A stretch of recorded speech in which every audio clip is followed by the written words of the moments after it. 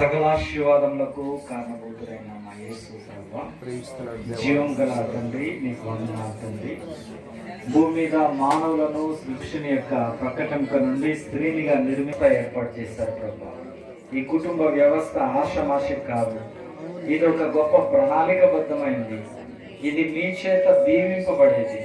ఇది సమాజంలో మిమ్మల్ని హెచ్చించడానికి, సమాజంలో మీరు నిజమైన దేవుడని తెలుసుకొని నాయన పిల్లలు తరతరాలు మిమ్మల్ని ఆరాధించి మిమ్మల్ని ప్రభువుగా, దేవుడుగా, పేరంటాలుగా, కుటుంబీకులుగా మేమందరము కలిసి నేను దీవిస్తున్నాం తండ్రి. వేవేలకు తల్లిగా చేయండి, అనేక మందికి మాదిరికరంగా చేయండి. భర్తకు సంతోషం కలిగించే బిడ్డగా, భర్తకు ఆయన గౌరవం కలిగించే బిడ్డగా చేయండి. ఆయన రేపటి దినాన పెళ్లి ప్రమాణాలు చేస్తున్నప్పుడు రక్తం చేత కడగబడి మిమ్మల్ని తండ్రి అని ఆరాధిస్తున్నాము.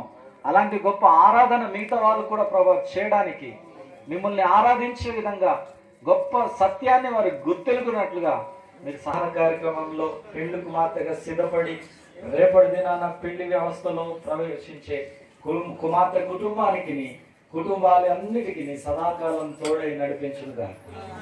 ఆమేన్, ఆమేన్.